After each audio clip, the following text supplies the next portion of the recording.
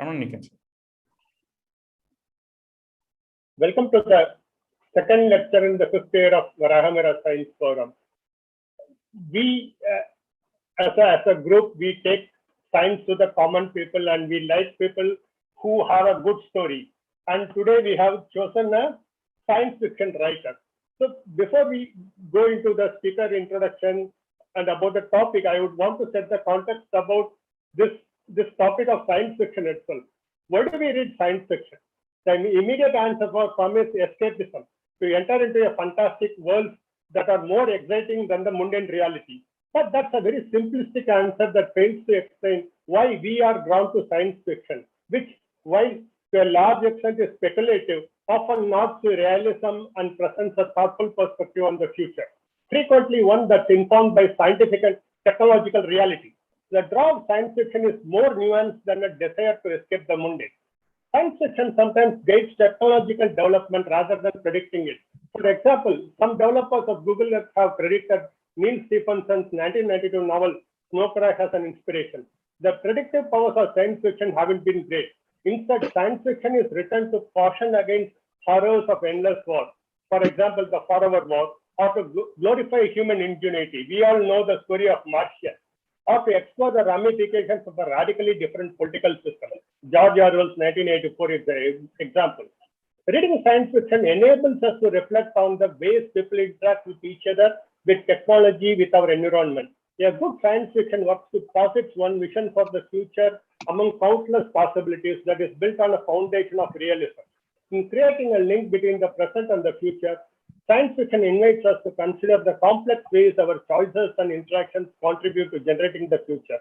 The collective and individual decisions we make every day, the careers we choose, the ideas we propagate, the ways we educate each other, leads us into the future. Science fiction gives us a venue to consider the futures that we want and those we don't want, and how our actions contribute to one or the other. So with this context, I hand it over to S.L. Narasimhan for the speaker introduction. Thank you. Thank you, Ramanan. Good evening, all. Welcome to this month's edition of Varahamira Science Forum's monthly talk. As Ramanan said, this month it's going to be about science fiction, and more specifically about science fiction in regional languages, particularly in Tamil. We all will be familiar with the writings of Sujata, who can be credited with introducing the science and topics and concepts in science and science fiction to the Tamil audience to a larger extent. But today we have a very interesting speaker in Sri Sudhakar Kasturi, a very passionate Tamil writer of science fiction, who has about 6 books published to his credit, and his first work named 6174, published in 2012, was a science-based novel which was very widely recognized and appreciated. His second novel, 7.83 Hertz, was also a science fiction, and this also got great reviews and rewards. He also has written a book called A Turmarin 384, a short science fiction, and a Nirai Kurudu, a collection of short stories based on classic Tamil poems. Then he has written a pseudo-historical thriller named Aindu Gundugal, driver stories, and most recently a self-management book called Nera Yosi for youngsters. All his works are available in Amazon and also in the digital form in Amazon Kindle. Mr. Sudhakar is a graduate from the Cochin University in physics and is working as a product manager for a laboratory software in a multinational company. He lives in Mumbai with his wife, Dr.Srivaramangai, and his son Abhijeet is pursuing post-graduation in the US. See, Sudhakar is interested in travel, writing fictions and classical poems in Tamil. And I don't want to be in between you and Mr. Sudhakar. I would request Mr. Sudhakar now to say in his own words about his passion and about what science fiction is all about and writing in Tamil is all about. Thank you all. Over to Mr. Sudhakar. Thank you, S.L. Narasimhanji. Good evening, ladies and gentlemen.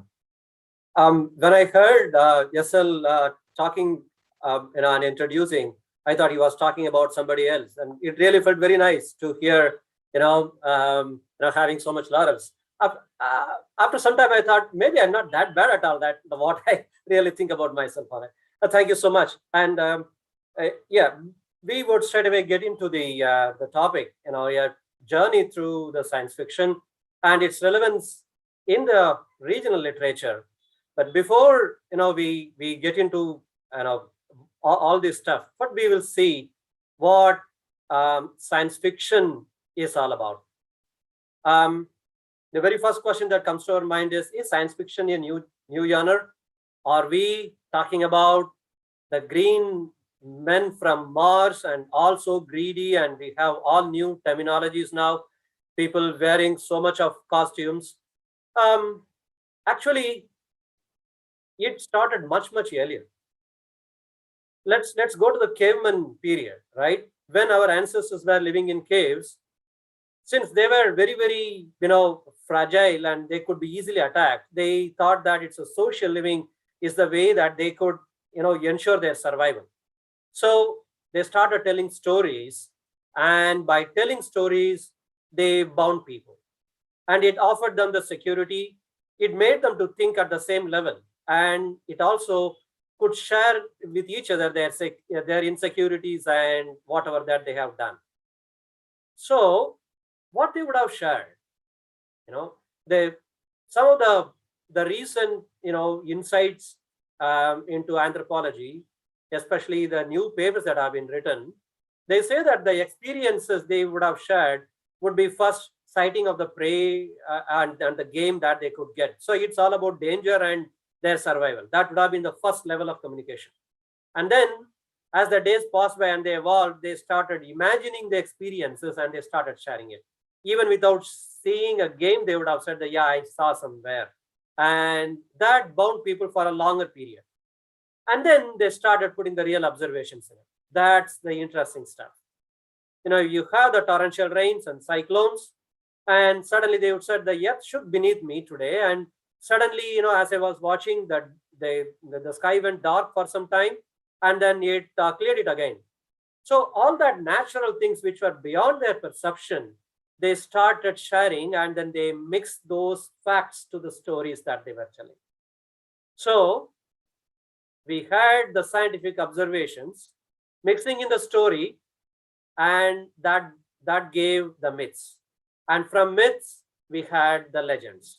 And from the legends, we have the rituals today. So if that, seems to be a cliche from, the Lord of the Rings, let me accept that I cheated you on that. I really took that words from there. But that's the way we developed, right? Myths, legends, and the rituals. And that all started from some observation somewhere. So it is the imagination and the observation and the reasons given for those observations that started the fiction in a constructive way, in a logical way. And the knowledge and imagination, it should be believable. If it is not, people were not ready to take it. So the fiction with science, it resonates the hope and the fears. So this is how it all developed. It's not something that we came out in the 1890s with H.G. Wells or with Jules Verne. It started with somebody whom we don't even know, even some thousands of years ago. And over the centuries, we had the science-laced fictions. It may not be science fiction, by the way. We'll come to that point. It's a backbone of ancient storytelling. And in one of the papers, it's available in JSTOR. I'm also giving that link to you in the acknowledgement, that they say that it's in the 2nd century Greek person called probably Lucian. He had a moon voyage story he written, and that was probably the first one to be called as a science fiction story. Probably we have some more hundreds of years before in India and in China and in Japan to talk about that. So we always have a problem with the origins, but then let's not put the origin in the 19th century. So in the modern science fiction, if you look at it, everyone agrees to this point that started with Frankenstein in 1818 when Mary Shelley wrote that, and Mary didn't want to publish that in her name. I mean, she went because there's a lot of issues with first of all a woman writing, and second it's about something else which not acceptable to the church.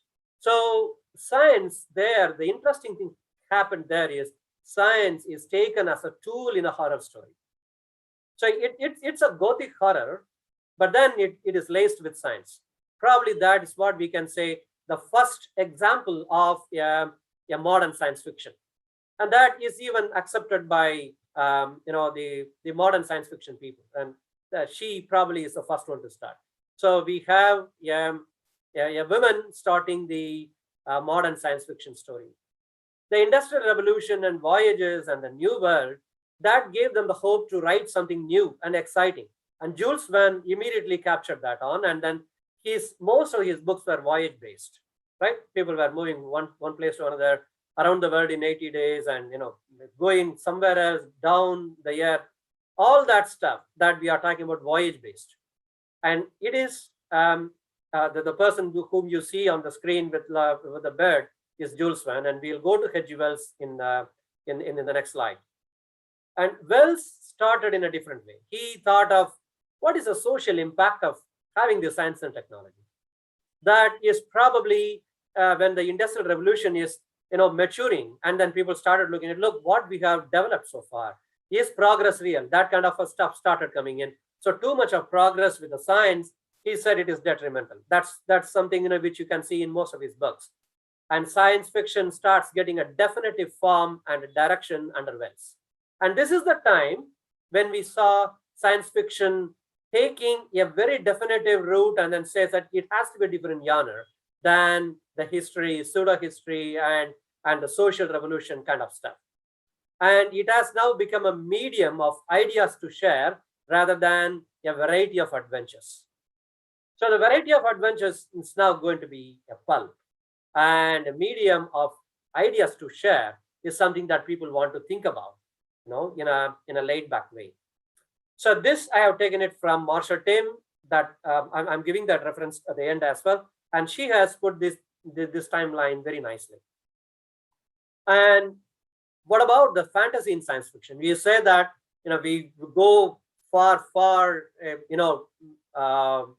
before in the annals, and we say that's where it started. What about epics then? What about the flying saucers? What about Rama going in a flying chariot? I mean, are we going to take the itihasas and the epics as a part of the science fiction? So yes, it's a fiction, and as per the definition of the science fiction, if observations can be incorporated into that, into a fantasy, it can also be called as a science fiction. But hold on, can we have an observation, an imagination, more of an observation? Can that be the part of science fiction? If we held back on our thoughts, okay, let's look at this. Yeah, flying chariot in Ramayana. Is it science fiction fantasy? It is not something that people have thought which they cannot imagine. You split that into two, a flying and a chariot. A flying thing that they have already seen, the birds. They have seen a chariot. All they did was connecting them together.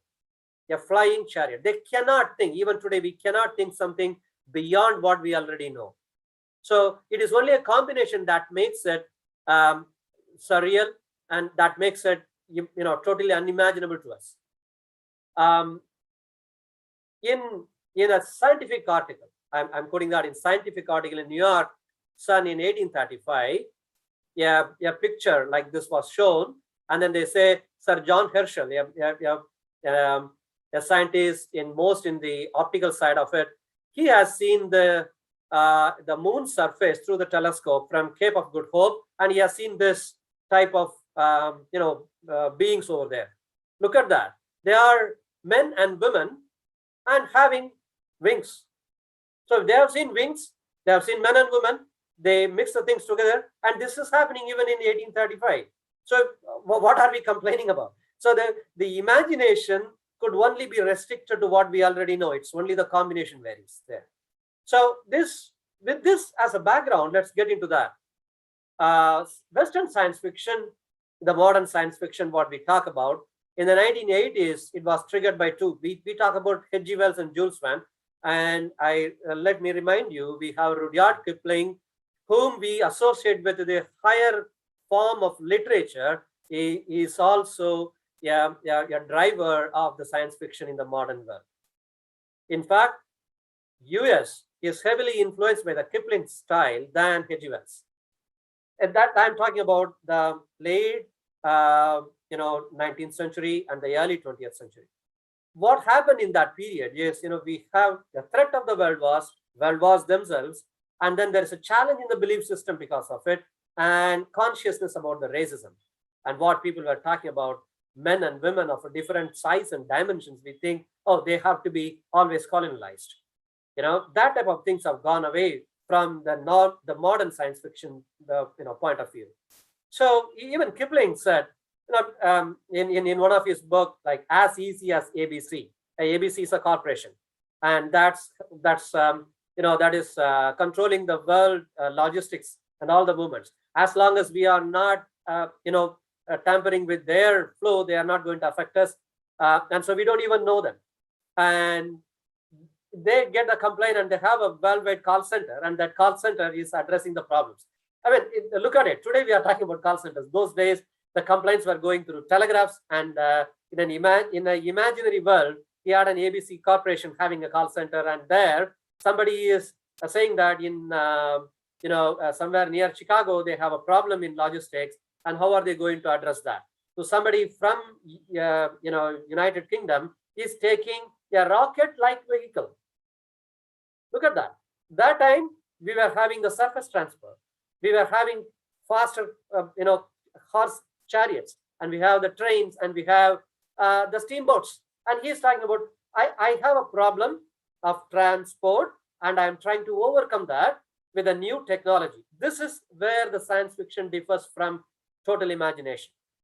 Here, he found a problem of not traveling, and he found a solution too. That solution is imaginary, but then he said that it is a rocket-like one. So science fiction giving solution started, if I'm not wrong, it started with Kipling writing this type of small tips on that. Let's not get back to Jules Verne, when he devised something and then he traveled everywhere. Here he found a problem, he found a solution for it. And that time they had two type of writers. There were catastrophes. We had problems of famines, we had problems of the world wars. So people were talking about world war, and there were stories written about that too. War of the Worlds, classic example. So whatever that we thought of nations warring, he just replaced one nation with Mars. So that type of an imagination always brought about a catastrophe. It was talking about a catastrophe, kind of a dystopian mindset. And then people came after the war, or even during the war, thinking about how we have to live after the war, after the Holocaust. How are we going to live? So there are two types of science fiction, one talking about the dystopian one, and another one talking about not an utopian, but a pragmatic world, how we have to live, how to heal the world and to live together. And I will talk about it just in 2-3 slides later when we talk about Arthur C. Clarke. We always thought at that time the aliens who replaced the worldly warriors, they were thought as bad. They are green in color. The Martians, they are all bad. So first time we thought that there are people outside the world, and can we communicate with them nicely and give them a cup of coffee? No, they are bad. So the first reaction that came to us is that it's a kind of a insecurity within ourselves. How are we going to connect to an external person? And if the extraterrestrial comes in, he is not going to ask you for a glass of water. He is going to kill you. So that's what the first level of thoughts in science fiction those days. But one one very good thing evolved, that we have to communicating with aliens. So communication became your turning point in the science fiction world of thinking. So the problems of transport, logistics, the cultural shocks, who is going to lead me or who is going to suppress me? From there, we had a hope that communication can solve the issues. Communication became a very good thing to talk about. We have Aldous Huxley, a dystopian. Let us not get into his personal life and stuff like. But a dystopian person, and Aldous Huxley, he is saying, rooted as they are in the facts of contemporary life, the fantasies of even a second-rate writer of modern science fiction are richer, bolder, and stronger, and stranger than the utopian or millennial imagining of the past. He has a determination of making science fiction not having any roots from the past, because the past he thinks is bad.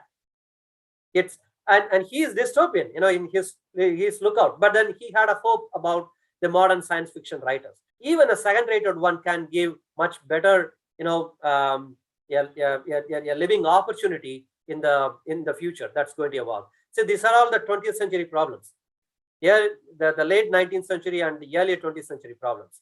And this I love all the time. Brian Aldiss, one of the science fiction writer from UK, he said, to whom this science fiction is all about? Is it for the esoterics? Is it only for the nerds? He said, science fiction is written not for the scholars, just like the ghost stories are not written for the ghosts. A classic statement that we all should remember. Science fiction is not for those who learn science. It is for anybody who can appreciate science as a vehicle in moving a story.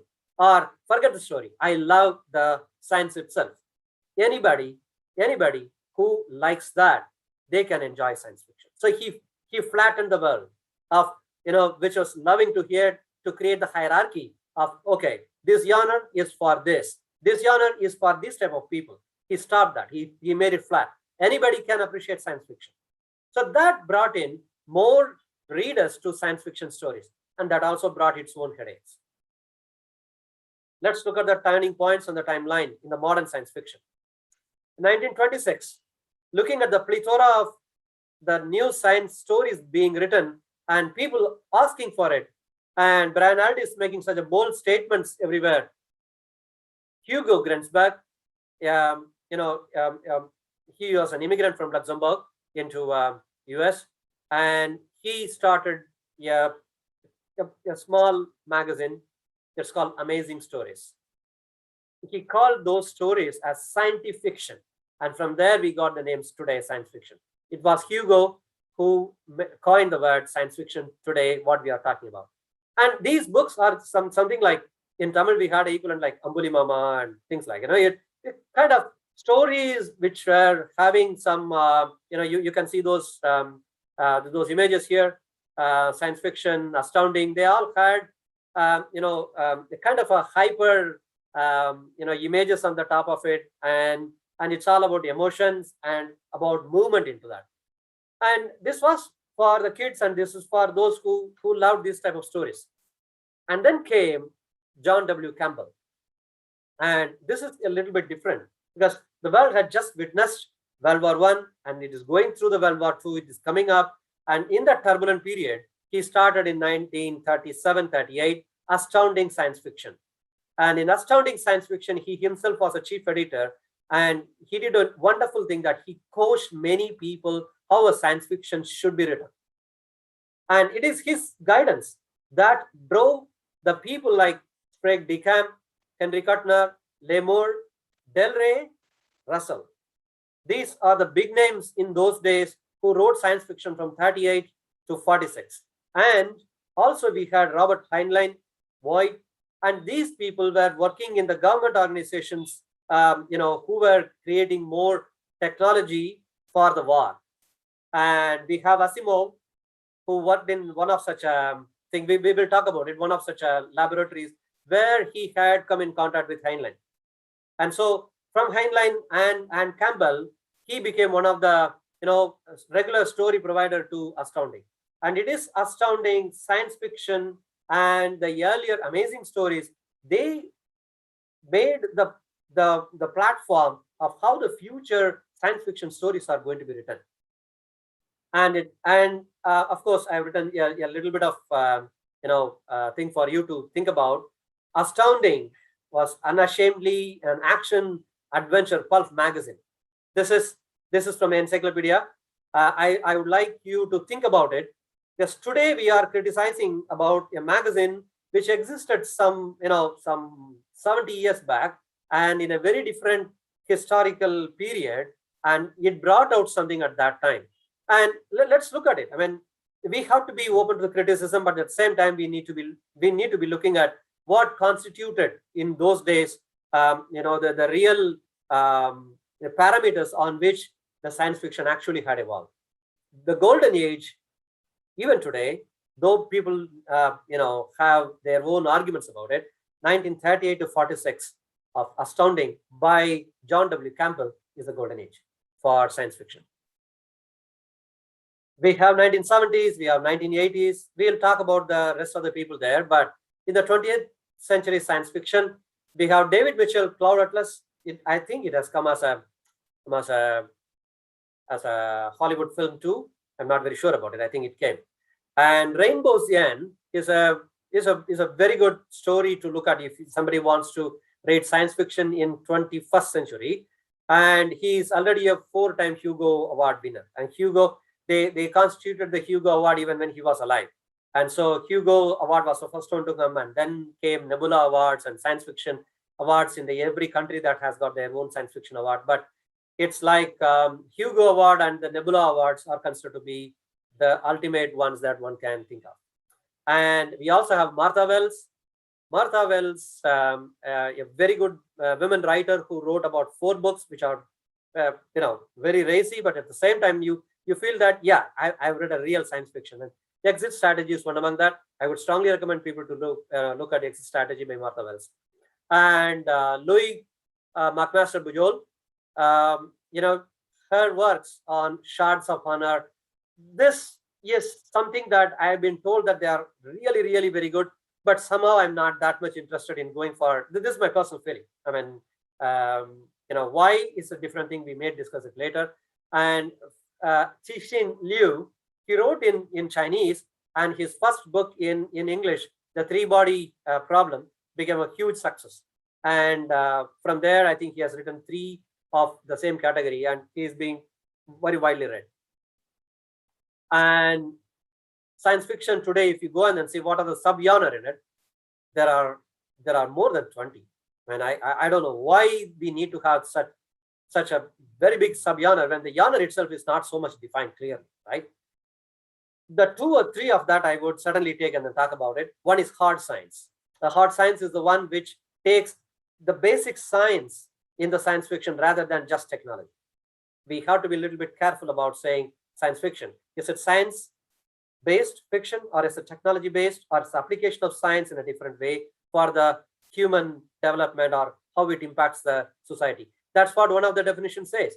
Science fiction is a fiction that has science and technology that impacts the way a human lives. That means ultimately we are looking at everything, how it affects me. So that's what we say it's a science fiction. That's one definition. The another one, what I look at is the hard science is the physics, chemistry, biology, and astronomy, where the things really as they are, and as they change, how it impacts us. Maybe, a volcano eruption and how you come out of that. Maybe it's about somebody using optics and then make world a better place to live. So if you can use the basic science part and then write something about it, that comes under the hard science. And that is one of my favorite. And the fantasy of the space travel, aliens, and War of the Worlds, this kind of one is what, unfortunately, today we think that's what science fiction is all about. It is certainly, and it is one side of the science fiction. It is one genre. And technology, which is real and which is going to be the near future, or in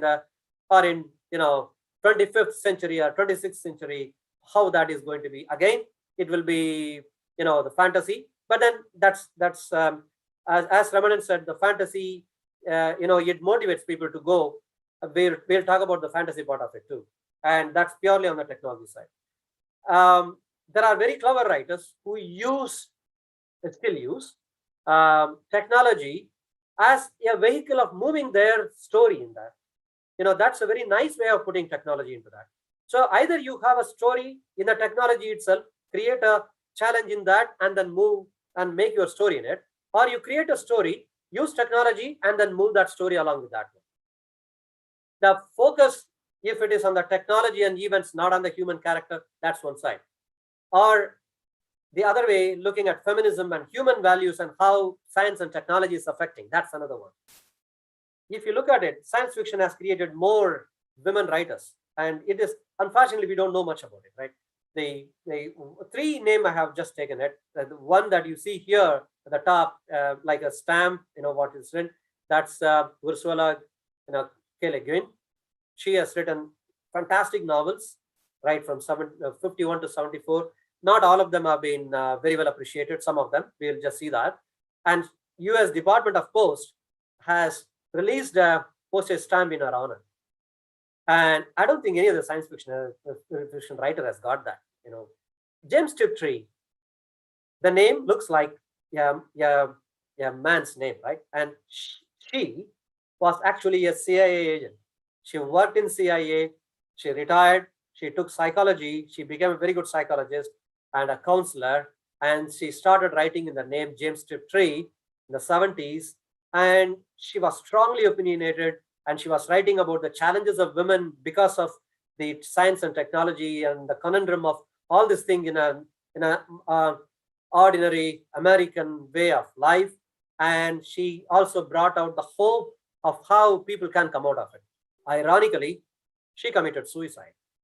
So that's a different part of it. But then all her earlier works, it reflected how challenges can come and how with technology and science and with a proper communication and having empathy, one can overcome that. And the middle one, Mildred Klingemann, we'll talk about one of her stories just in 2-3 slides. And she talked about the human side of a science fiction, the world which is totally getting automated, and how human values are very, very important on that. No discussion on science fiction can be complete without talking about Arthur C. Clarke, and the Trinity is there. Arthur C. Clarke, Robert Heinlein, and we have Isaac Asimov. I'm not talking about Robert Heinlein today because of the want of time, but I will certainly dwell in Arthur C. Clarke and Asimov.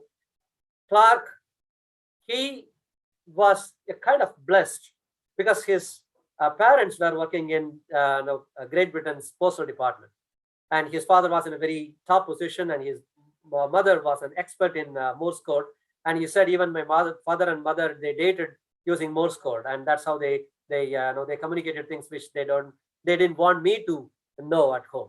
And he was fascinated by the transatlantic cable that was laid between Europe and United States in the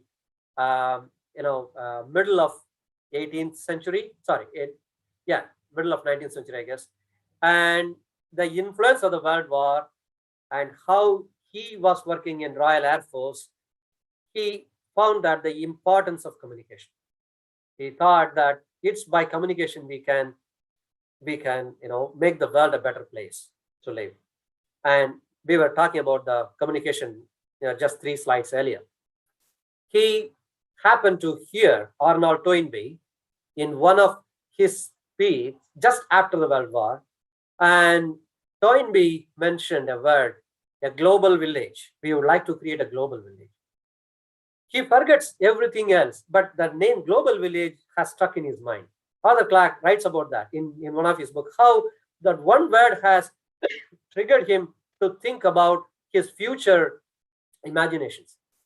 The communication, he thought, can come up and can make world a better place by having the satellite communication. Don't think about the terrestrial cabling, which failed between the US and the Europe, the transatlantic cables. But he thought, this wireless communication, especially with the satellites, that's going to be the future. He even thought about the geosynchronous orbits and how satellites can, bring in the communication. And he also, ruefully, he reminisced in one place. I can understand that. Had I patented that, I would have got more than $1 billion in royalty. And he is right. He could have claimed that royalty for the satellite communication. He just made that as a statement in some of his books. But had he taken it up a little more seriously and patented, he could have got that. And extraterrestrial life, astronomy, threat from the outer space, and galaxial unification. This is where he thought, he is probably doing justice to what Jules Verne had not done. Extraterrestrial does not necessarily be somebody who is going to overpower you. It is not like colonization of the Europe on the rest of the world. So he thought there can be a trans-galactical administration, and that administration can also make Earth as a part of it, and Earth can benefit by being in that managing council, and that managing council can also get something from the earthly knowledge. So a global order, a unified knowledge in intergalactic system, this started coming up in Arthur C. Clarke's novel. And of course, he wrote something about the threats too.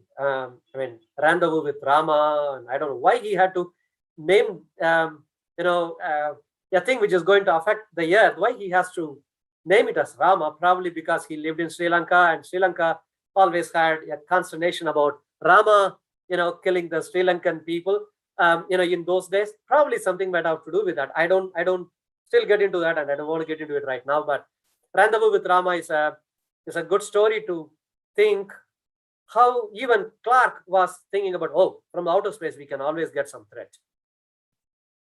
And Clarke and Communication is a very good book by him.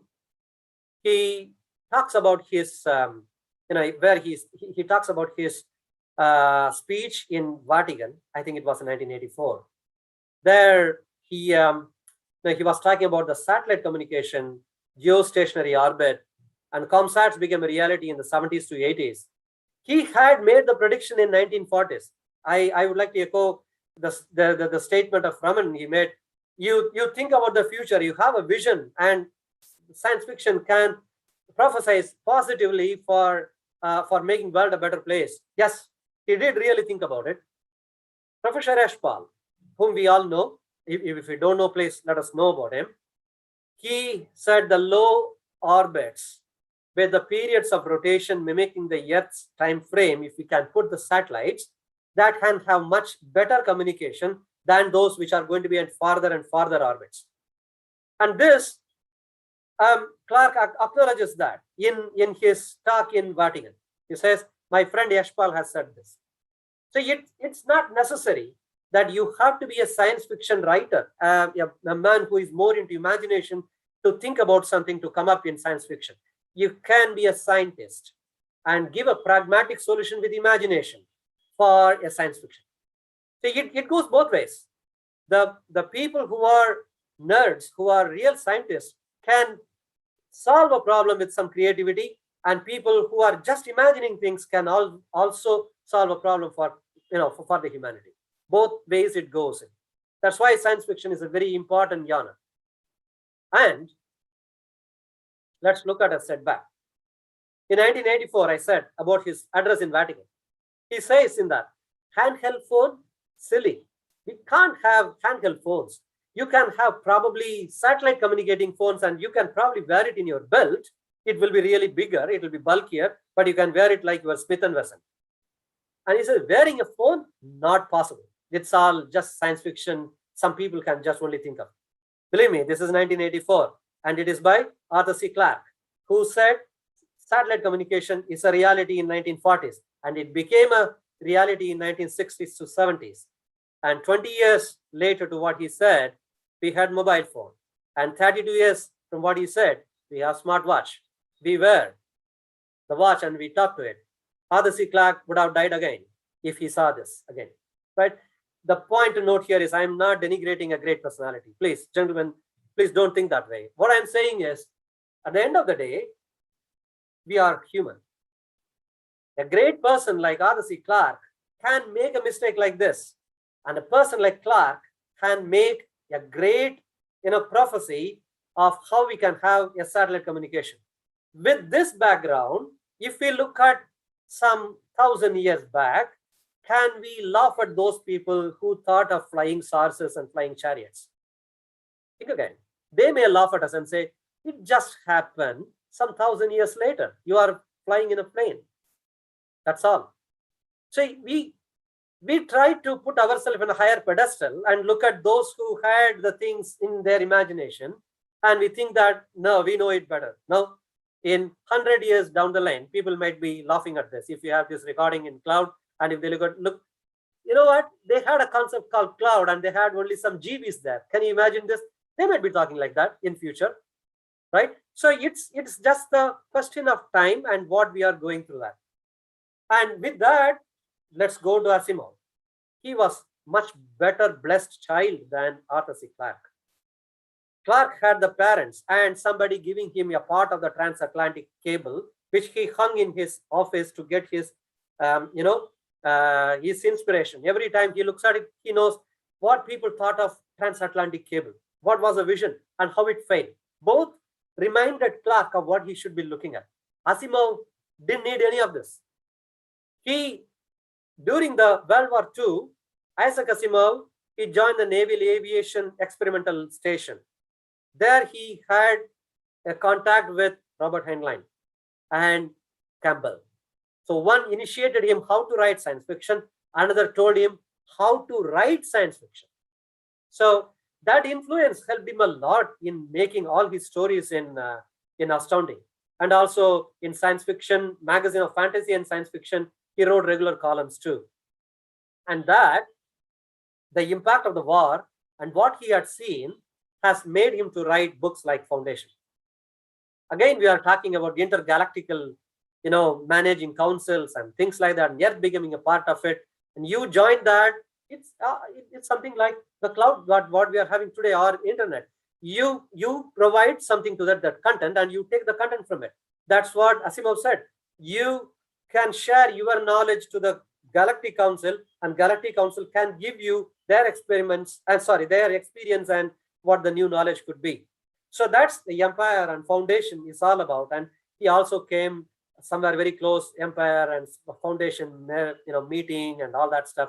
That's all. And iRobo, I don't want to talk much about iRobo, because Robo is his concept of how the machine man would come out, and we made a horrible films out of it in many of them in Hollywood and Bollywood. Nothing really matched. Even today, the imagination of Asimov. So we can pat our back saying that we made Yandiran, we made great Robo things from Hollywood and Bollywood. Yeah, but story is always a story. That fascinates me. We'll see two examples of the sub-genre. We talked about that, and we also talked about Mildred Klingemann. I'm taking two extremes. Why do you want to do that? This is basically to recalibrate ourselves in understanding how we have to approach science fiction. Because now I see there is a strong bigotry. If I talk about science fiction to one group, they say, guess what? It's all about space, and it's all about the new technology that we are talking about. It's about JD, the wars, and Star Trek. Okay, hold on. You go to the next side, they say, forget it. The science fiction is all about humanity, how it is getting affected. And so, which one are we supposed to talk about? We have to talk about both, and we have to understand what science fiction basically is. So that's why we get these two extremes to calibrate linearly between these two. Believe me, I'm having instrumentation background in lab instrumentation and lab informatics. So we always talk about calibration. At a low concentration, at a higher concentration, we draw the graph. If it is linear, excellent. If it is not, at least in the quadratic form, how we calibrate a machine to be better. So I insist that you calibrate yourself between two extremes on that. One of them is Hot Planet by Hal Clement. Hal Clement is a strong basic science, hard science writer. And Hot Planet is one wonderful story where it's about Mercury. People are landing in Mercury, and they are trying to excavate and then try to understand how Mercury is. So there are mineralogists, there are people, from, atmosphere study and everybody. They are there. They have landed in Mercury, in a place where there are not much of volcanoes. They have studied that, and they move around in a unmanned vehicle kind of, and then they move around in it. And he says beautifully, Mercury being very close to the sun, when it comes close to the sun in its perigee, gravity of sun attracts it so much, it even deforms. It goes like a kind of a teardrop. The inside mass of Mercury is strongly sucked by the sun, and it is so fluid, it tries to come out. It goes to one end, and by the time Mercury goes on the other side, the apogee side, there is not much of gravity. Now it is not elastic, so it cannot go back. So whatever has come up to that side, it tries to come out. So it sprouts. You have a lot of volcanoes in the Mercury because of this perigee, apogee movement and the gravity of it. It is the shape changing or miming of the Mercury. This is called mimesis of the hard science. So he is very much fond of that mimesis part of it. It could be earthquake, it could be volcano eruption, it could be because of gravity hitting, you got hit by an asteroid, whatever. So the shape change brings a challenge. Now there is a volcano erupting very close to them, and a lot of ash is coming first. These guys could not communicate with each other with radio because the ash is so much ionized that doesn't even allow the radio to pass through. Look at that. It's all the challenges are because of the basic science, no technology. He uses technology like the unmanned vehicles and stuff like moving around, and then they come out and then they escape the place. But the whole story of how they get landed and how mimesis provides a challenge to them and how they come out of it, it's all with the basic science. If you love the basic science, if you love a challenge, how people connect to each other in case of a disaster, and everybody wants to come out, everybody wants to help each other with all their heart out, hot planet. And that's Hal Clement. It's basic science and humanity. Now let's go to the other one. This is Mildred Klingemann. She wrote a story just after the Second World War. It's called Minister Without a Portfolio.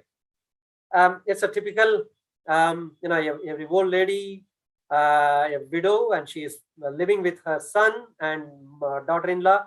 The daughter-in-law overpowers her. At home, there's always a conflict. And so certain things she cannot do. And so she goes out for a walk every evening just to come out of all the nagging stuff, what she has. She's a very kind-hearted lady. And she sees a very unusual plane in the garden. And then in the park. And she also sees some unusually looking persons. And they come and they start asking her in a very peculiar accent in English. And as the questions grew, one of them, she asked, how many children do you have? When did you see your child the last time? So one person, he starts getting tears, and she gives her handkerchief, 3 or 4 of that she keeps. I keep embroidering them. This, you may like it. Very womanly, very feminine, kind, and she gives, and that guy, he wipes his tears a little bit, and the other person shows, this is my daughter and this is my son, and he shows a small photograph. And she says, can I take this? They look really lovely in this new dress. He said, yeah. So she takes that, and then she also gives as a gift whatever the small handkerchiefs she had made, some of them with some fragrances, and she gave them, and they go.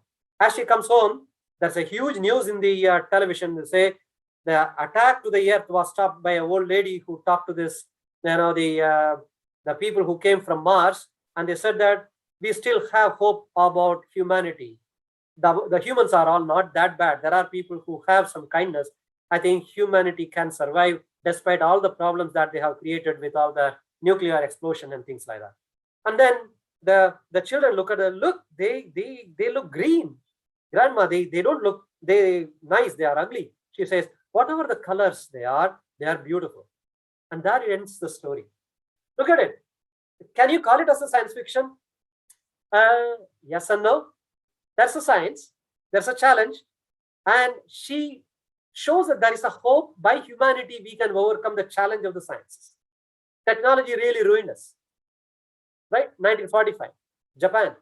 And it is a technology which brought the Martians to this world to kill them. And the same topic, in Fermat's last theorem, Arthur C. Clarke uses. He says, guys, some extraterrestrials, they find that earthlings are fighting and they are against, they are annihilating each other. So they wanted to come here and then wipe out the population and then create the new ones. And then there is somebody called Subramanian who solved the last theorem from Sri Lanka, and he and his wife, they negotiate with them. Come on, at least we have some South Indian names coming up in Fermat's last theorem. And thanks to Arthur C. Clarke living in Sri Lanka, we get some name like that. So it's extraterrestrials can be even made friendly by humanity and not by showing our powers with science and technology. That's Mildred Klingemann. Look at Hot Planet and look at this. There is always a hope for humanity. So there is a place for dystopia elements also. But if we get stuck up and if you are so drunk up on dystopic books and by looking at the serials, I think that's not what the science fiction is all about. That's my two pence worth of thoughts, but yeah, it's up to you. We were talking only about US and some in Europe. Japan had its own way of motivating others to write stories. Even Arthur C. Clarke said his friends who are writing science fiction in Japan, he went to Japan to participate in one of the science fiction writers meet in Japan. I think 2003 or 2004. I forget that. But he has a lot of respect for their way of writing. That's more of fantasy and mythology and swords. Japan culture with swords, you can always think about it. And it's all about power struggles and extraterrestrial. One person whom we can really, think of following and reading his book is Sakyo Komatsu. Sakyo Komatsu, he wrote two books which are very good. I mean, at least for me. One is At the End of the Endless Stream. It came in 1966. Even today, we don't have Japanese science fiction in English in India available. You have to really hack some sites and then get that and read. And here he is talking about a time hourglass kind. It's always flowing. The time is always flowing, and then it is one particular layer. It happens where the time doesn't stop, where the time doesn't even go forward or real.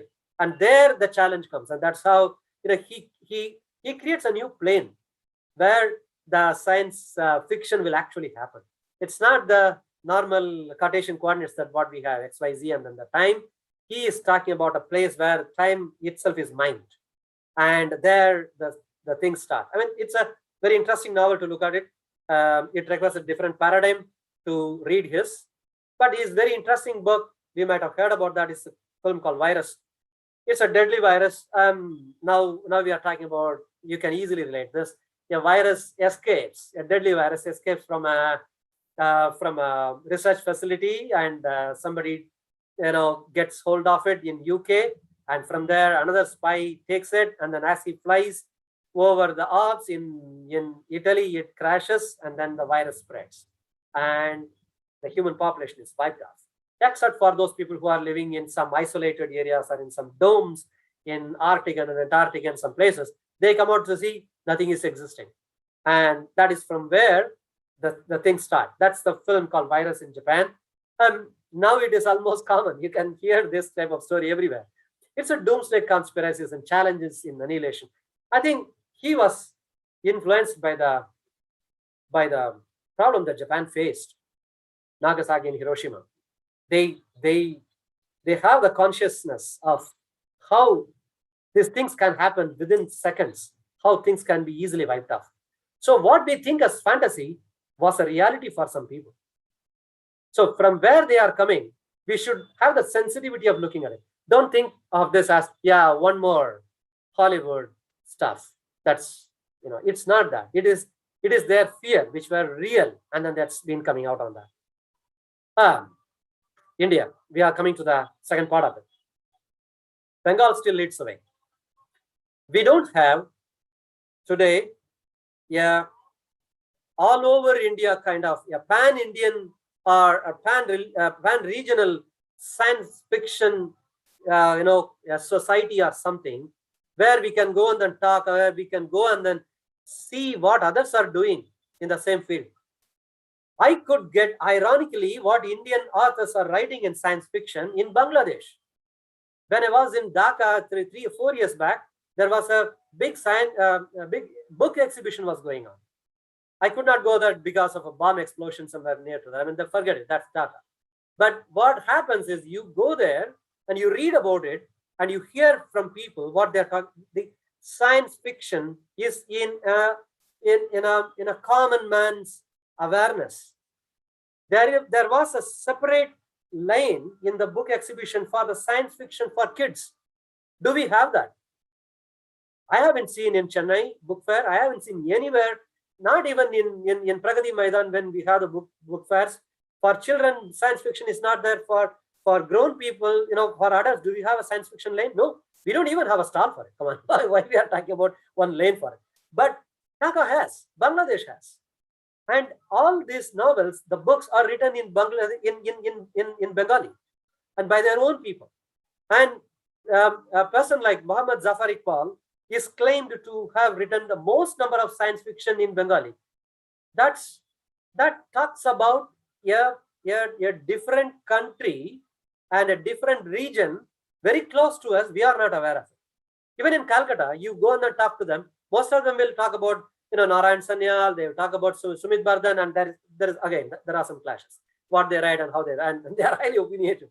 And in Dhaka, they say, yeah, we have from Calcutta, we have these books, and that is an eye-opener for me. We don't have it. And Tasha is fortunately or unfortunately not an Indian by birth and Indian by citizenship. She is in UK. And she wrote the Jasmine Throne. Tasha Suri has got a very good international fame now. But if you look at that story, it's more of a fantasy. I would have read that book in Chandelian's novels or in Ponniyin Selvan. Some plots of that is very close to that. I mean, somebody throwing somebody, out from because of the politics of having the throne. A woman was, driven out, and she takes a revenge on her brother by combining forces and stuff like that. Jasmine Throne. It's a fantasy story. It happens in India. The names are like Malini, Priya, and these are the names on this international novel. And it is highly acclaimed. But am I seeing science in it? No, I'm seeing fantasy. Now the problem with that is the blurring is not in dystopic or utopic principles. The blurring of the line is not from the technology or science. It is not hard science versus humanity.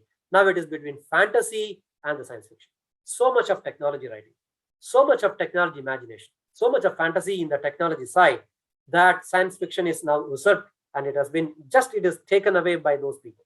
And the real hard science, you don't really get it. And that brings in what we feel as science fiction in India, and especially in Tamil. Sujata, for those who have not heard of him, who might have joined in this, he is the pioneer in science fiction in Tamil. And the 80s kids and 70s kids and 80s kids who could read Tamil, they were highly inspired because of his way of writing and what he brought in. In fact, in one of his novels, that Kolayudir Kalangal, he talked about the holography image projection. That, believe me, this is in 83 or 84. And that time, we didn't have internet. But once you know something called holography, where a kid will go and then look at it. The one that we could lay our hands on is New Century Book House. It had the cheap, not user, but cheap. It's very economical science books. There I could buy the quantum physics, ABC of quantum physics, and I could get holography and lasers. That was about 2 rupees and 5 rupees. I could understand the holography principle even before I could go to Cochin University and then work in a holography lab. That gave me such an enormous confidence, because I read Sujata. Because of him, I took that book and then I could read that. And that could give me an edge when I could see holography lab in Cochin University. That, I think, perhaps only lab in India at that time having holography lab. I mean, you could see the entire structure of how helium-ion laser was kept and how the beam filter was there, and where you had to place the original object and where you get the holography image. You get that in five minutes, the entire holography in your mind, etched forever. That is using the technology for moving his story. That's what I said. It's technology moving the story. Gino, he wrote about the futuristic stories about Gino and then I Love Gino, Meendum Gino. These are all futuristic, where from his time, he thought, people cannot have names, bigger names. They can have only two-letter names like Nila, Ravi. These are the names in that book, because he thought if they have a bigger name, that will occupy more space. And, so much of names that system cannot control, So he had a practical problem in those days. Memory was very expensive. But the idea is that somebody controls the whole thing. But he has put that practical problem, and he created a solution for it by naming them in a very, very short names. Today, we don't have that. But then we still think about it. How he thought about a practical problem for an imaginary challenge that he can bring it in his story. Beautiful. This is the kind of realism that we have to bring in the science fiction as we write. I'll talk about one example later about that. one story which I bore people ad nauseum on that. This his classic story called Mama Vandar. Many people would not have read it. It's about an uncle coming, to somebody's home. He is very verbose, and he was always talking a lot of stuff. And then he even makes small science-based tricks, and then he impresses the children at home. And then he dies. And how the family feels about that void is all that story is about. What comes out is, you don't have to be some super duper to create an impression. You can just catch a fly and then sprinkle that with some water so that it gets unconscious, and then put some vibhuti on the top of it. That ash, holy ash, sucks the water, and then this thing comes back live, and then it flies again. So he says that I have given life back to it. So the children love that. You bring the story in a way that there is a science and there is a way of connecting to people and how the relationship develops. That's a classic story of a science being used in that is Mama Vandar. I respect that story more than Koraidar Gadangar and Jimo and anything Yendran, that whatever he has written, this one stands out. And his writing, Kachadam Petradam, these are the things that really drove us onto that. And I would like to mention the present day writer, Ira Muruganji. Ira Murugan reviewed my book, and I tell you, 6 hours we did a review of my book in a Facebook Messenger. And 6174 was reviewed by him before he could give his, his blurb. He wanted to know that I was real and whatever I'm writing is right. We went through that. I mean, twice we connected back, and then we completed that. That gave me an immense satisfaction that yes, it is being, acid tested, and it's been tested by fire. Though Sujata was not there, Ira Murugan, his close associate, he could do that for me. He wrote in magical realism, and because of that fantasy, he could also write, so many other things, and chips, computer science, and an IT. He mixed in his stories, and then he brought that out. One of them, Chillu. Chillu is also made as in a theater form by Deepa Ramanujam, and his other story called Sixth Finger is about Control Alt Del. I don't know, that story is it's all about the IT and the challenges that it brings in. But then when I wrote the second one, 7.83 Hertz, he made a comment. Science fiction need not be connected only with computers. It can also have a chemistry face to it. I really liked it. He tried to shift the paradigm. Please don't look at only as future technology with communication and electronics and computers, it can be as basic as chemistry. It can be as basic as physics. You can bring that in. And he shared his disappointment in one of his blogs. He said, a common refrain among the Tamil readers about science fiction is somewhat condescending in nature. I called him yesterday and I asked him, does he feel even today the same way? He said, yes. And with his approval, I'm writing this today. And ladies and gentlemen, that's the reality of science fiction readership in India. People like Sujata could be considered as an icon, and even he would have felt the same way if science fiction is looked at like this. Yeah, a living science fiction writer in Tamil, an experienced one. He ruefully reminisces that this is not the science fiction readership that we were looking at those days. Is something that it's really deeply poignant. This one is not about beating my chest, but then these two I have written, which I could really talk about. The 6 on 4 is about hard science, and it also had the immediate future technology. As I said, I work in the instrument integration and stuff like that, and so we know the technology, how it is evolving. I just extrapolated it a little bit further for a portable gas chromatograph mass spectrometer. It has not yet come to the reality, but then we are very, very close to that. And in that, I suggested that if it is portable, it requires a library search. So it needs to connect not to a massive PC next to it, probably through the internet, somewhere else it should. I wasn't very sure at that time how cloud technology is going to be used. I said that it will go to internet and that there will be a kind of a software which will have a huge repository of the molecular spectrum, and this will search against it and find out, okay, this is from Jasmine from Rameshwaram, this is from this area, this has the kind of a GI printing or kind of a fingerprinting. I didn't think at that time cloud could be a reality, but then I just thought that it could connect through a modem. Okay, in my book I written about a modem connecting to the net, but now things could have been a little bit different. Astronomy and history and kind of a human element, I just mixed into that. And geosynchronous orbit. I had not read at that time about Arthur C. Clarke's geosynchronous orbit, honestly, but I thought that it could become a reality. Funny part is, people read it seriously. I had looked at all the satellites and where they are having the positions in the geostationary orbit, and we could even today download that Excel sheet. What is there in which place. So I found 2 places which were empty at that time. I positioned the stones which are coming from outside. I positioned there over, and I gave them the position for it. And somebody writes to me last year, said, no, in that position there is another satellite. I said, man, I wrote it in 2012, and you are talking about a satellite being there now. That means people do take it seriously. They go back and then look at the acknowledgement and what the references we make. They come back and say, hey, you are wrong today. So I'm glad that I'm wrong, but at that time I wasn't. So this gets to a kind of a discussion, even after it is written so many years ago.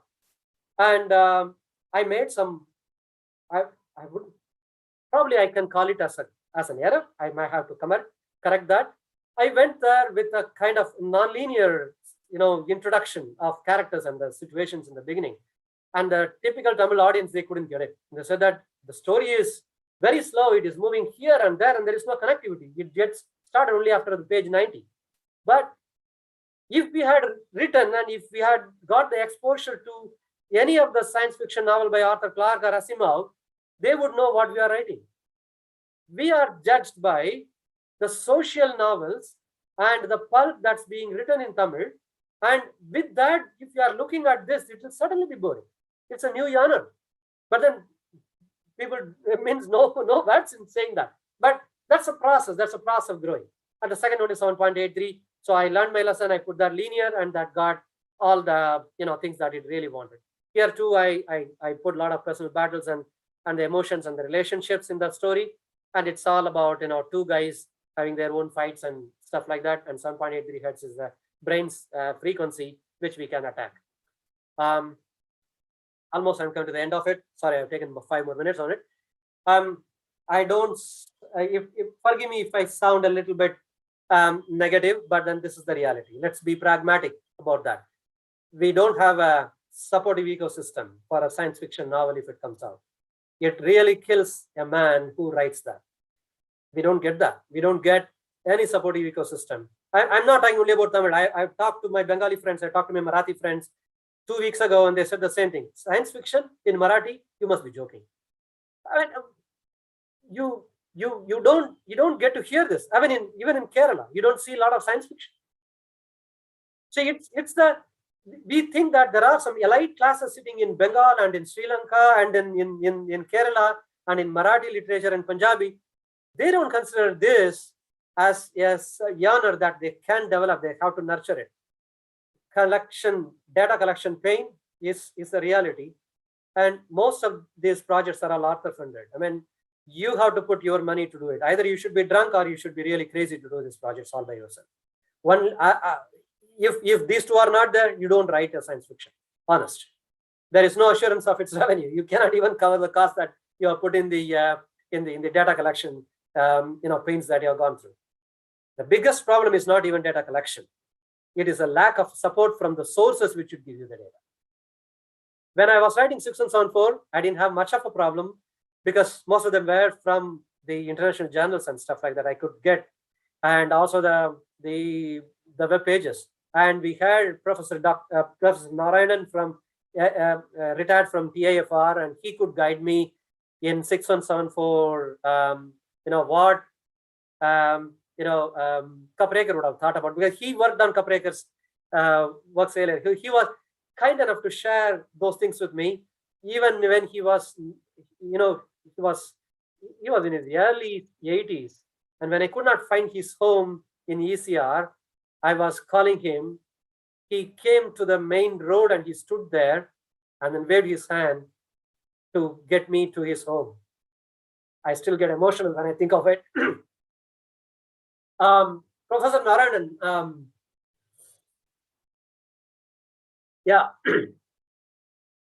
he grabbed my hand.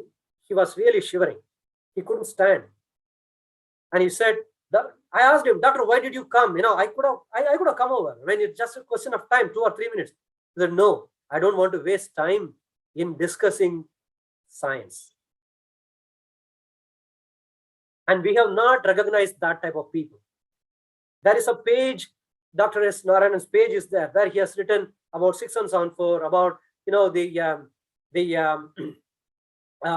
Fibonacci, what you can see in a column in Mylapore, when there was the entire street was full of the columns. I was trying to take the photograph, and my friend VKSK helped me in snapping some of that. The symmetry of that, and inside, how do you see Fibonacci? Rectangles in it, how the Fibonacci theorem comes in it, he found out. And how many people we know about that? When we don't even forget science fiction, we don't even respect scientists. And where is the growth for us? I mean, and people who write, I mean, that the second part of it is, the lack. When I was writing about 7.83 hertz, I wanted to know about the Indian gray wolf. That's supposed to be the origin of all the wolf species in the world. We don't know much about it. It was in the it was high in the Himalayas, and then it came down. So I was asking in Dehradun, so can you give me something about the wolf, the Indian gray wolf? Not a single answer. I called a Velavdar where they are growing, the Velavdar sanctuary for black bucks. And I call up and they say, yeah, we have wolves. They are also growing because black buck population is growing. They are also growing. I could get more about about the Indian grey wolf from Velavdar, which is just a byproduct of something going good. Then from the research center, they could not give, and they simply didn't recognize that somebody could write something about it. Yes, he's just a writer. Just brush him off. So that's the reality that what we have. There is no support. There is no sensitivity that if a person says that I want to write and I will give you credits to you, so forget it. You go on and write on your own. So, and today I get some books, manuscripts are being sent to me and they say that have I written properly? So, I mean, I appreciate their enthusiasm, but then there's a lack of clarity. And some of them are really very good. The conceptual knowledge is weak. You cannot think of an evolution from a fish. You inject something and then you mutate the gene, and in 3 weeks you get a reptile. You don't get that. It won't grow in 3 weeks. Evolution takes its own time. It is not in the first generation. It has to go through a lot of things. Even the fruit fly, it will take time. When I try telling that, they get upset and they don't even like my posts, and they go out of the friendship circle. Bad, and I really feel bad. But then we have to be strict when people write about science. Man, you have to be honest to the science, and you have to be honest to your fiction, what you write. So the last part of that is, let's not be driven by fanaticism. When people are writing to me and said, I want to write about Keeladi. I mean, how much do you know about Keeladi? If you know about Harappa, if you know about the new things that they have taken in Rajasthan, if you know about the genetics, then you can write about it. Please just don't say that somebody put that he was a legacy of Pandyan king in Keeladi. Come on, there has to be a consistent thought and rationally questioning our own thoughts before we write or even start writing it. So that's my 2 pence about that. And in the future, I think Brian Aldiss' statement makes it very, very clear. He says that it embodies our hopes and our anxieties. So we have the room for both positive and negative part of the science fiction. Utopia and dystopia can live together in science fiction. And with that, I end. I'm sorry I have overshoot my time. I apologize for it. And these are the acknowledgements that I've given. I can share it with you, which are the places I had been to collect some of the data for it. And with that, I would like to rest. Thank you. Thank you, Sudhakar. Sudhakar, if you can stop sharing, we can have a quick discussion. It's there are many things to talk about in your talk. It's very nice of you to have brought the whole overall science fiction literature together, brought quite a few important names, and then connected that to the Indian scenario, which unfortunately is not all that vibrant.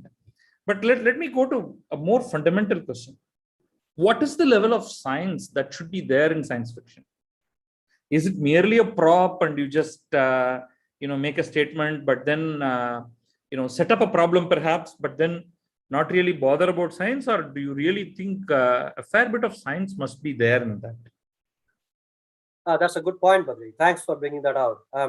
It's a question of what is primarily in the author's mind. You said his story first, and for that he wants to move with the science, or he wants to have the science in the story more, and then he has some narrative to explain it and making it more spicier.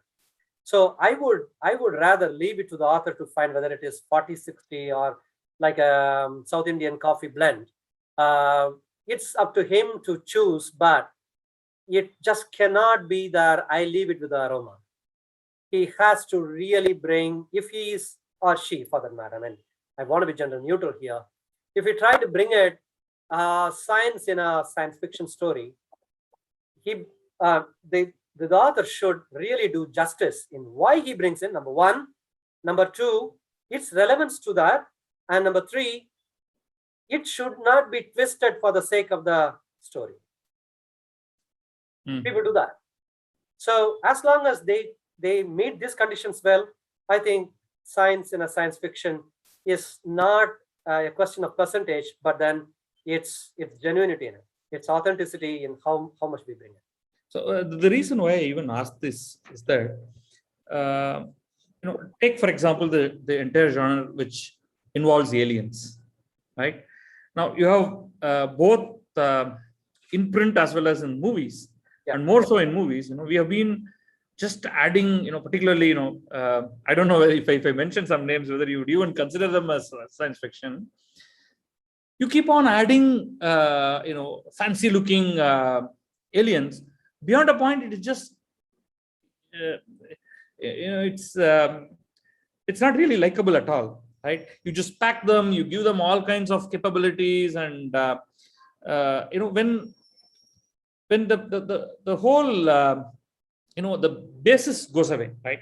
The first time it is really interesting. I mean, when you start really putting the core idea of what happens if an alien enters the the whole human habitation, right? Then you are really exploring the psychology aspect of it, right? Of course, you can jump across, you can ignore how they will communicate. Let's say that you cross that, they somehow communicate. What happens then, right? Now it gives the author a lot of scope for really exploring that. Even the the Back to the Future kind of model, right? You can really throw an ethical question, a very deep moralistic question, but then you then go into perhaps multiverses and a little bit of deep science, but not really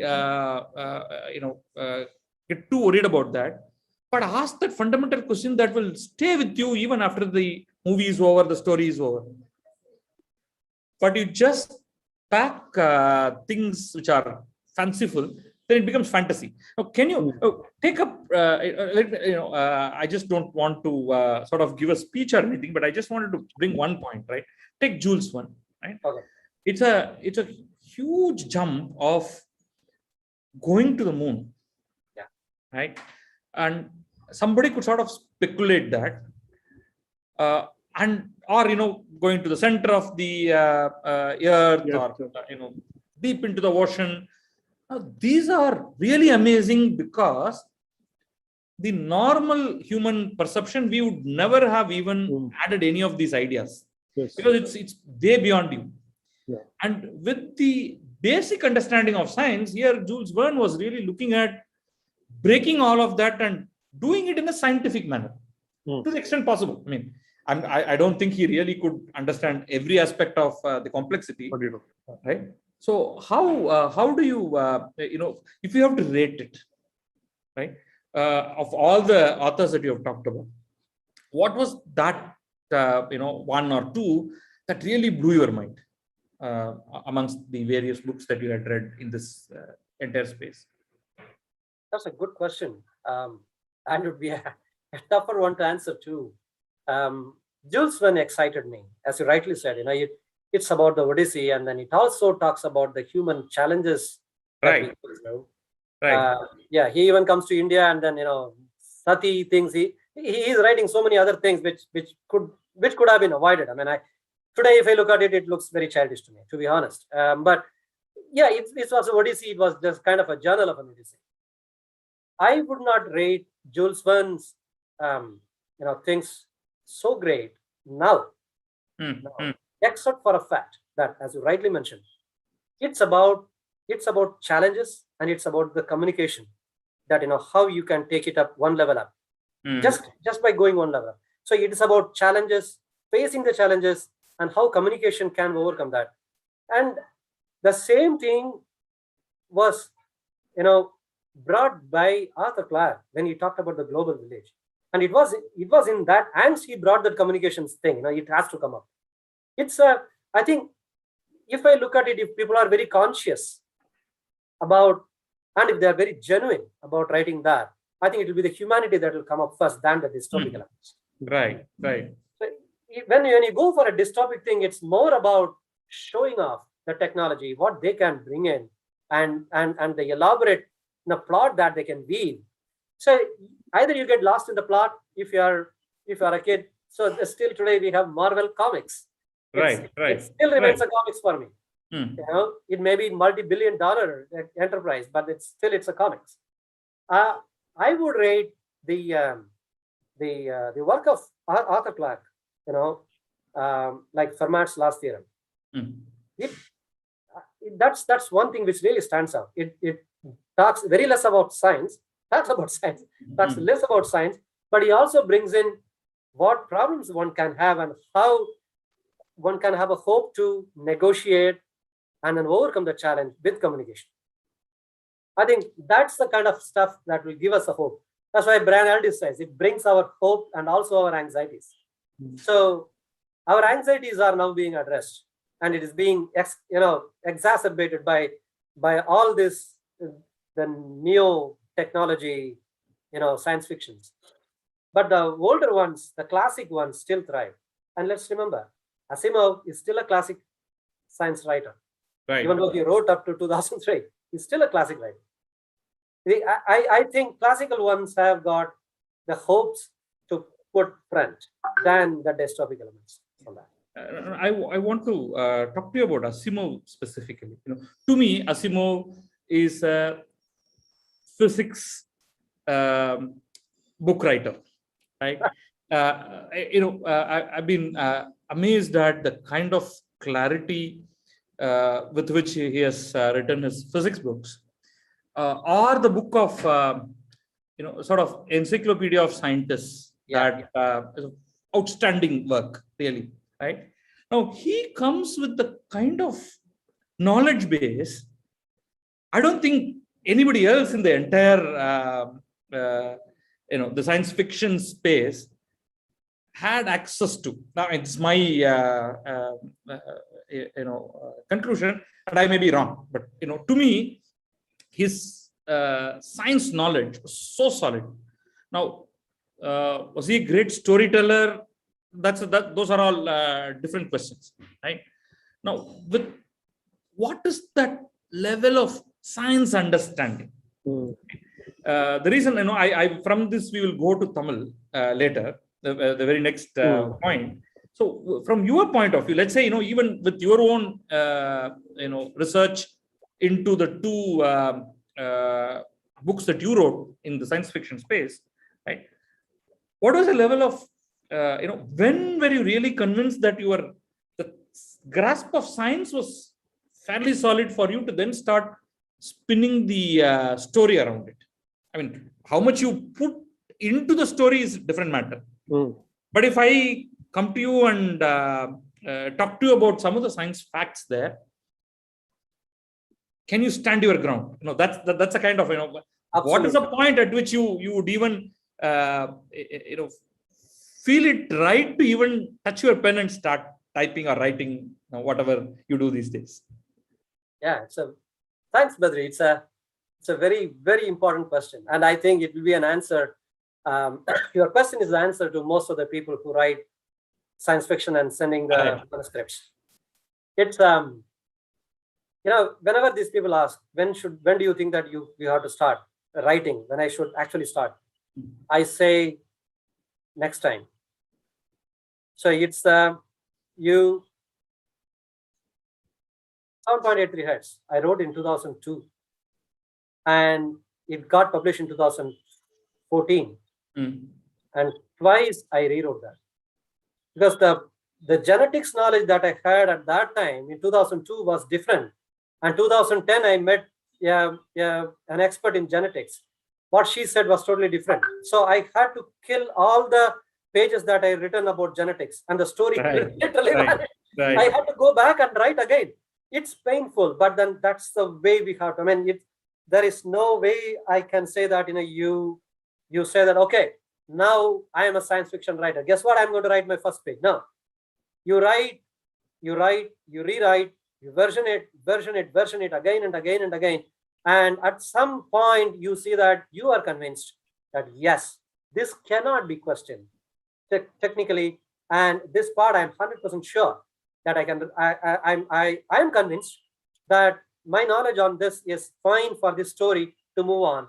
Till the time you get that, you don't really go on and approach a publisher or even somebody to look for a review. It is something that somebody mentioned in one of the interviews and in a TV where Iramurugan was also there. The person said, I can write a science fiction just by Googling and then getting the fact. Google can. So if you can just Google, it can give you some data, but the data cannot be connected together consistently. Exactly. So that is not the way you do the research. I mean, data collection is not Googling. data collection is something that you do it like your PhD. You really have to go after it. You have a consistent thought about, I am looking for it. And is this going to make sense to my story? Am I going to invest my time in understanding this to make this to be a part of my story?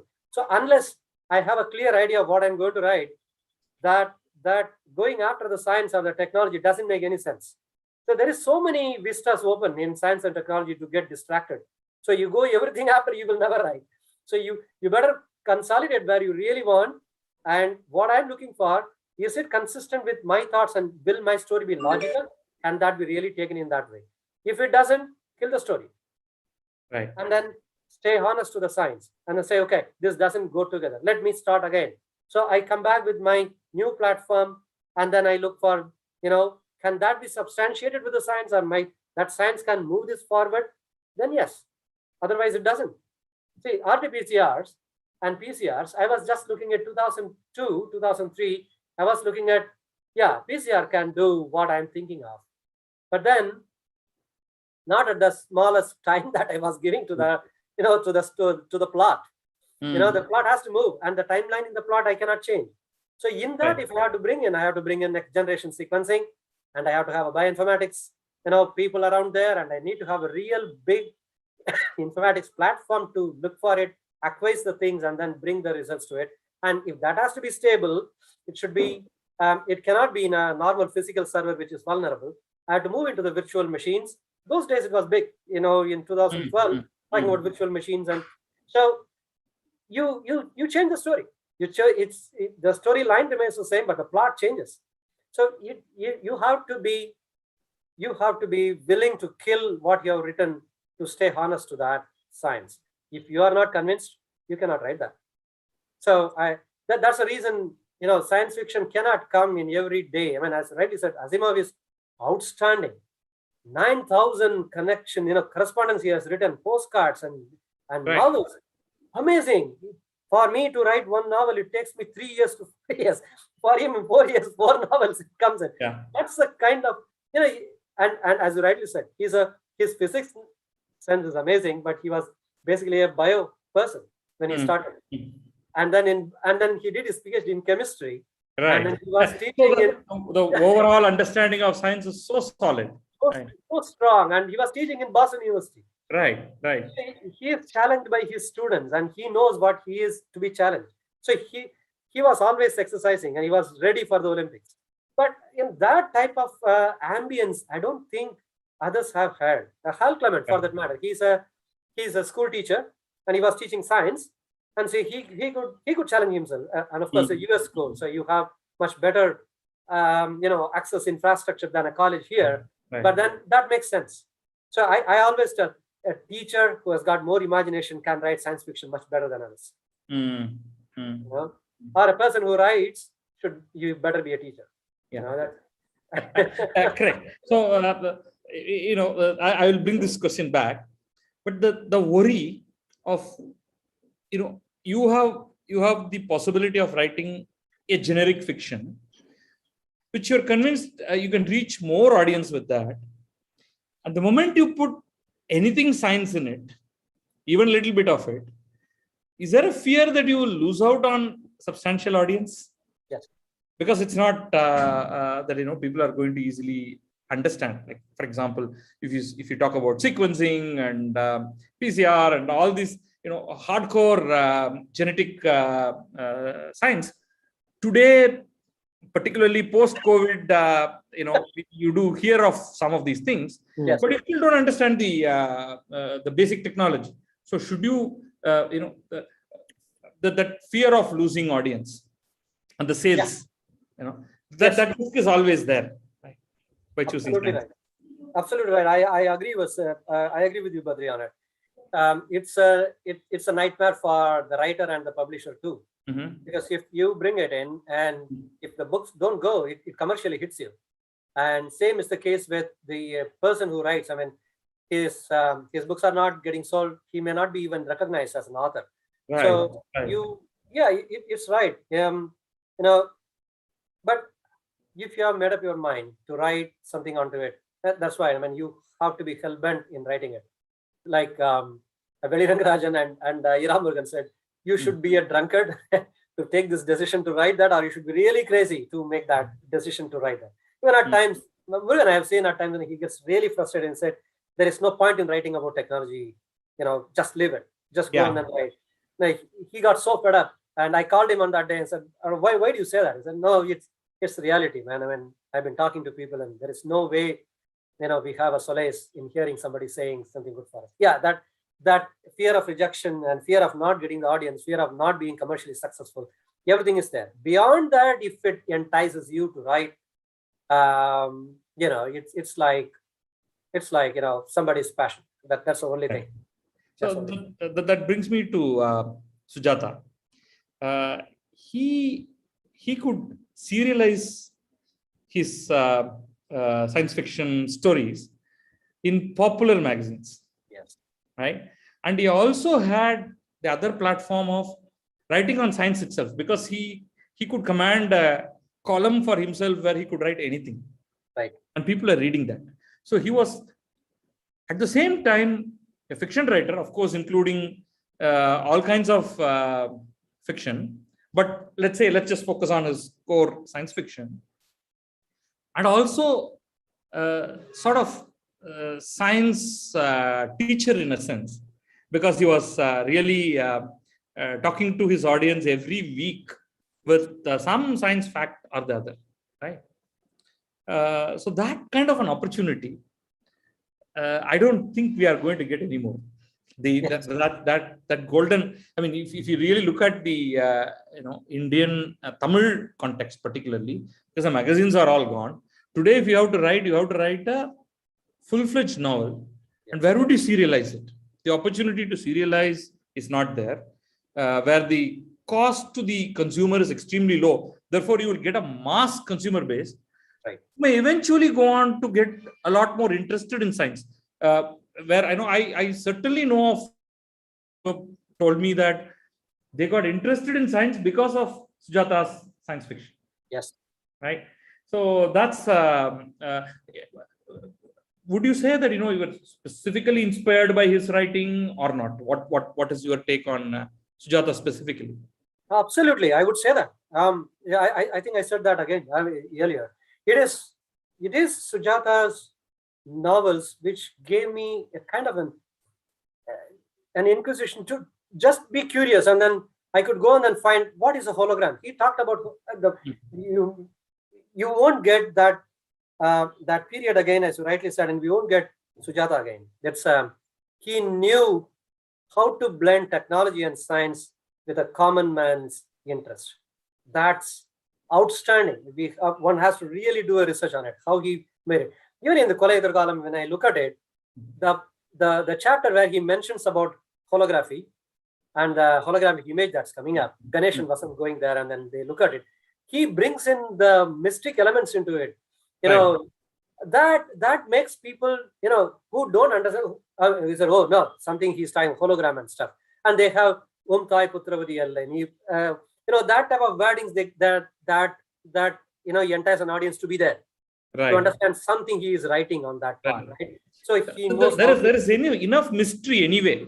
Absolutely. There are murders and there are enough things there. But then the science is brought in. It is not just written as some kind of whodunit or a general thriller variety. But there is science there constantly. Yeah. He knew how to bring in and what to bring in. See, had he brought in, just imitating that after some time, I don't want to name the author, he wrote another novel, and then he put even the graphics of how holography works, laser and things like that. And it didn't even. A reader is not interested in the diagram and an equation in a fiction, right? Not at all. You don't get into it. So I mean, the concept is same, but the way it is delivered, one is by a specialist and another one just trying to imitate him. Right. You can make out the difference, right? So you're right. Not just the science; it's the way of putting science across to it that makes a lot of difference. Even if you try to imitate him, people know that it's a Sujata's imitation. Yeah. You will never come out of that brand anyway. Even Right. if you want to stand on your own with Sujata, if I compare you, you are here. Why do you compare him? Exactly. But Exactly. consciously, that is driven.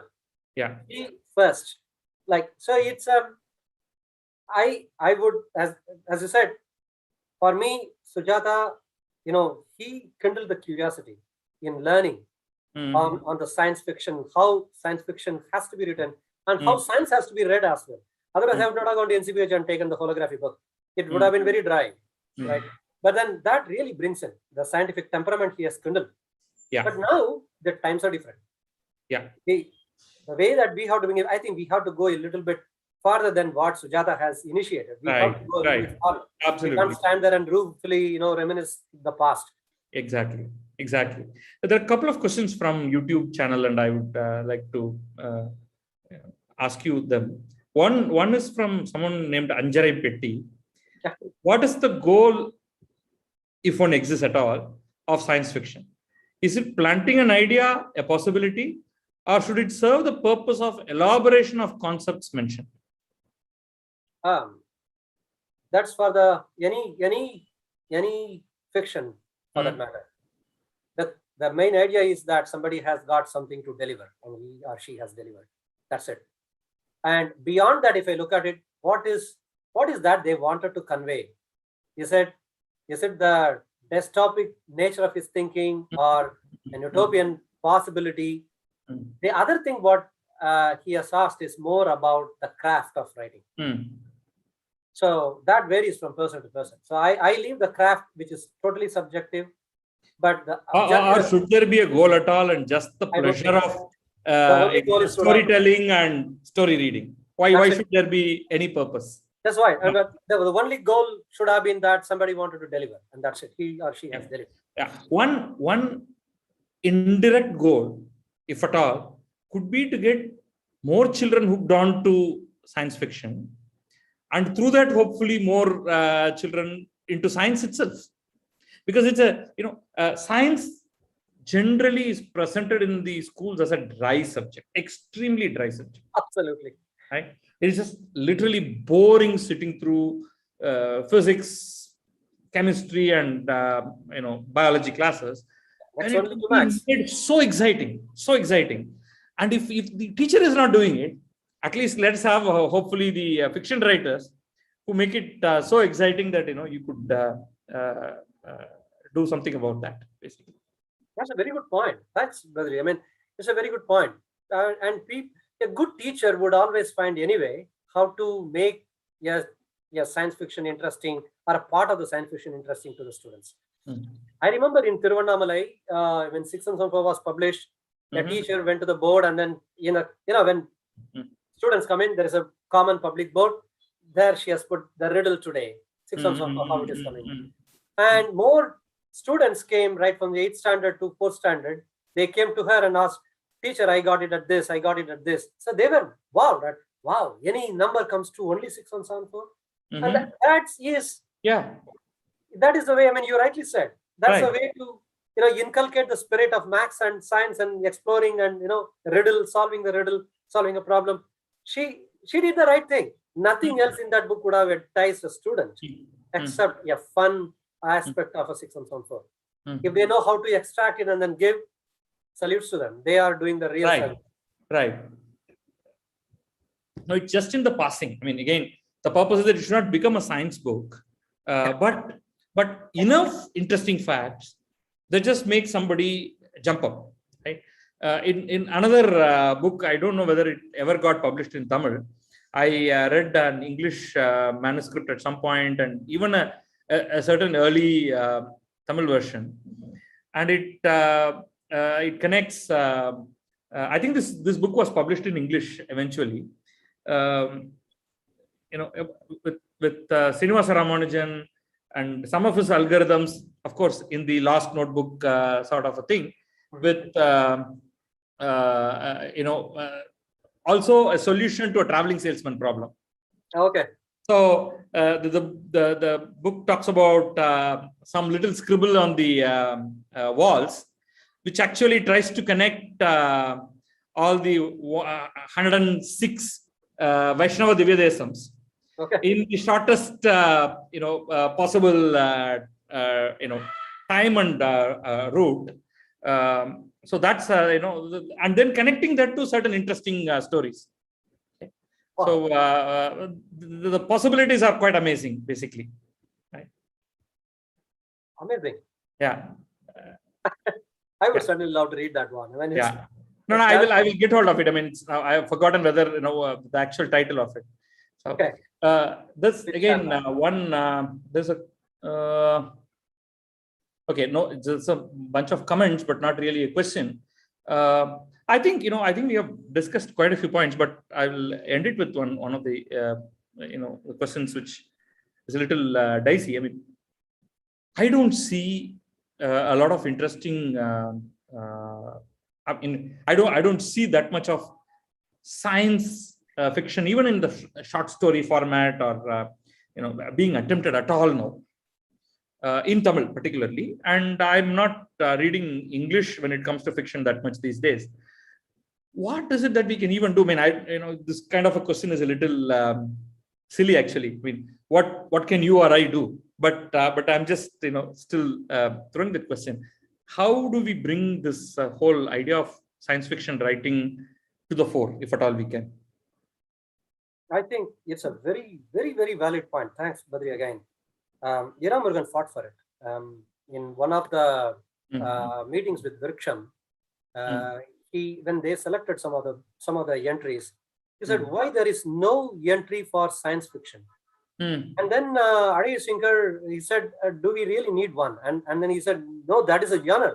You really need to develop that. I mean, unless you appreciate somebody doing it, somebody you recognize, others will not write. So it became an argument point for him there, and he shared that. And honestly, if there is a short story competition, anything that comes up in a popular magazine, what kind of stories they get published? Either it is about the some women struggling and then they come out, certainly something very relevant, or it's about somebody cheating and then somebody coming out. So everything with the social aspects only. When I put my, not only me, anybody puts that with a science fiction as a background, it will never be considered, because most of the people who are evaluating it, they don't consider science fiction as a ground, as a possible genre to be even recognized or even awarded. There has to be some conscious thought process among the juries who are selecting this. Like when we think that some people from some section should be encouraged because they write, they should be highlighted in some award. I mean, I'm not asking for a reservation for science fiction, but then I'm asking for people to really look at that with a equipoised mentality, or this is also a genre, why don't you consider it? And they don't even say that. People who are writing science fiction are most welcome to submit their stories too. Even that is not there. I mean, a conscious effort has to be there. I don't see any science fiction story getting awarded. I don't see any special week or 4 weeks of we will be publishing science fiction, science-based fiction. We don't have anything on the magazines. So consciously, there is no drive on that. And so since there is no response, people are not even thinking about it. This is one of my observations. The second thing is, unless they are motivated, they are not even going to write even not so acceptable things. Also, let that come first. Let that come. Let us engage them. Let us challenge them to write something on a higher scale. I mean, if people go, even after I said that, don't think of Killedy if you don't know anything about it. If they go about, and somebody else come and say, hey, I know about Killedy. Okay, come, write something about it. So we don't have people to write about because we are not asking for it. So that has to be there. The magazines are the Tamil Sangams and whoever we are having the forums, they have to really bring out some special things about science fiction, or even let them write. Let them just write first. And then, like Atmanam said once,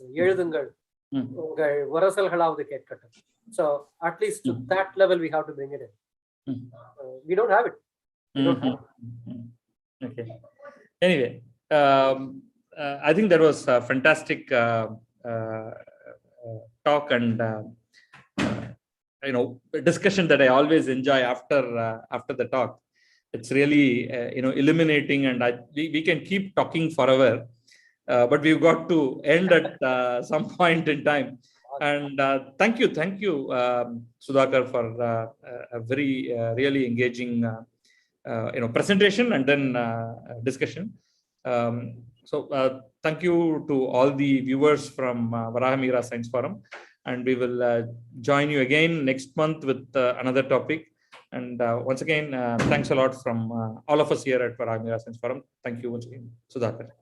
Thank you so much. It was very, very entertaining, and then I really had to read a lot of books to come for this. So thanks for making me read again. That's thanks a lot, Varahamihira Science Forum, for giving this opportunity, and all those who have joined and then made this very interactive and very vibrant. Thank you so much. Thanks. Have a nice